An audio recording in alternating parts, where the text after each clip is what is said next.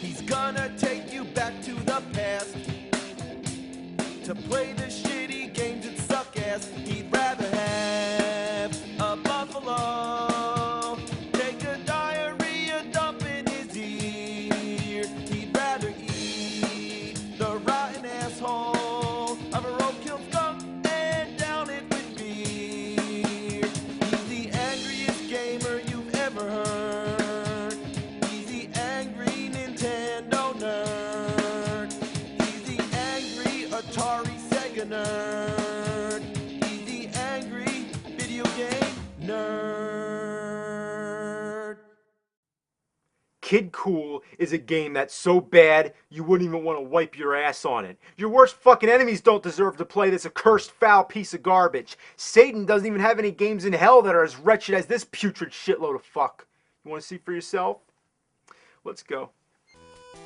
Kid Kool was developed by a game company called Vic Tokai, who also made Decap Attack and Psycho Fox. All these games share the same basic design. For example, if you compare Kid Kool with Psycho Fox, you can see it's very similar. For the record, the Japanese version of Kid Kool came first.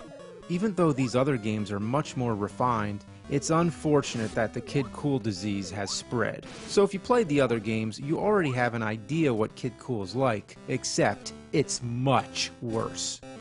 Is that Kid Kool?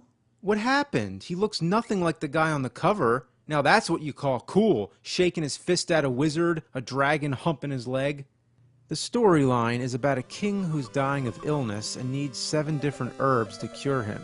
Yeah, I bet the game designers were smoking 7 different herbs, so he sends Kid Kool out to find them. There's not much in the ways of attacking, other than jumping on enemies and throwing your weapon, which you get on occasion. But it's not really a weapon, it's some kind of furry animal that looks like Elmo's ballsack. There's a day-to-night transition, the sky changes all kinds of weird colors like purple and red.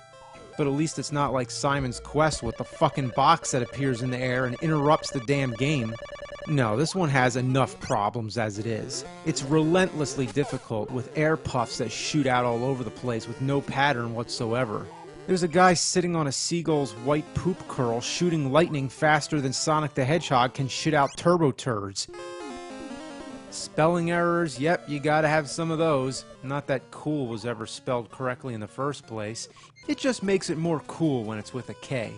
It's also weird that it actually shows you what happens when you die. The king has the power of immortality and can bring you back to life, as if we really needed that explanation. How about just continue, yes or no, and then start the game up again? And the whole point of the game is trying to save the king. If the king has the power of immortality, couldn't he just use it on himself? All these things are just petty poop. It's time to move on to the major problems. 7 horrible design flaws. 7 deadly sins, if you will. Here we go. Number 1, not being able to go back. To get your little red friend, your only weapon in the game, you have to find him by running over a bush. But if the bush gets too far to the left, you won't have enough roaming space. And if you lose the weapon after a checkpoint, you'll never be able to go back. Let's give these flaws a name. Let's call this one-way bullshit. Number 2, running too fast. There's 2 speeds in this game, slow as ass and fast as shit. When you go fast, you don't have time to react to what's ahead of you. But you need to go fast in order to gain momentum to leap great distances. When you start running, just consider yourself dead. Let's call this 2-gear diarrhea. Number 3, jump control. Part of the problem is that you can't make any jump from a standstill. You have to be running fast. Another problem is that you have no control over your jump when you're in midair. The game designers really should have taken lessons from Super Mario Bros., the time-tested, approved way to make a side-scrolling platform game. Any subtle tap of the D-pad steers Mario's jump, but in Kid Kool, there is no such thing. Let's call this jump fuckness. Number 4, skipping over water. There's parts where you have to get over water, and the only way to do this is to master the fragile art of skipping across on your butt. Think it looks easy? It's not. You have to run across, in which the first 3 skips happen automatically, and after that, you fall in the water.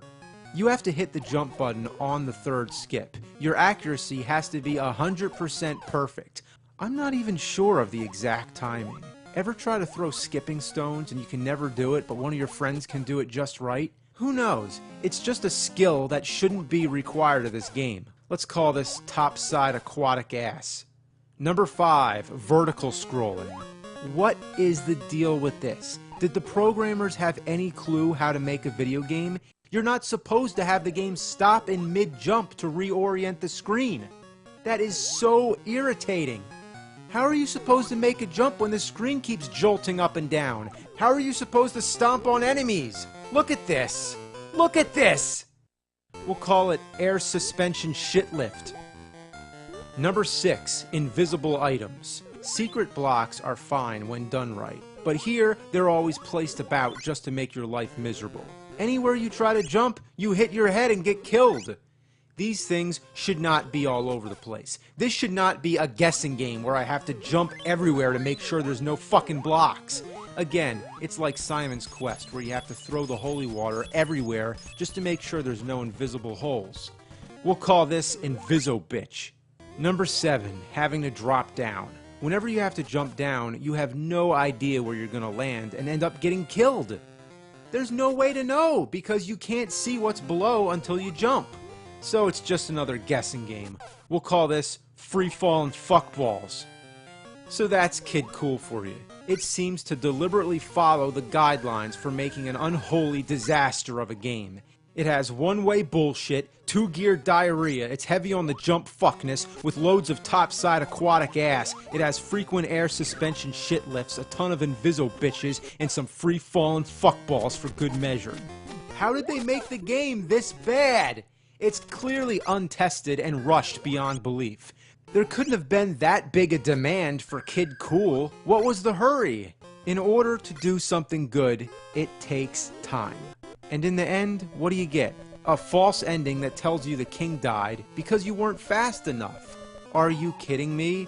There was a time trial? That's what the counter was for on the top of the screen? So you're telling me I beat the game, but I didn't beat it? Fuck you.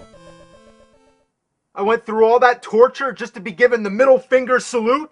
This is a perfect example of a game that's been ruined by control. Control! And that's the hardest part to explain because unless you've played the game, you don't really understand. I mean, maybe you've played other games with horrible control like Karate Champ or Dr. Claw's Dump and Pump, but those don't compare. Playing this is like trying to thread a needle while it's spinning on a record player. It's like trying to drive a car blindfolded. You would not want to try that, nor would you want to try this game. Kid Kool is not cool.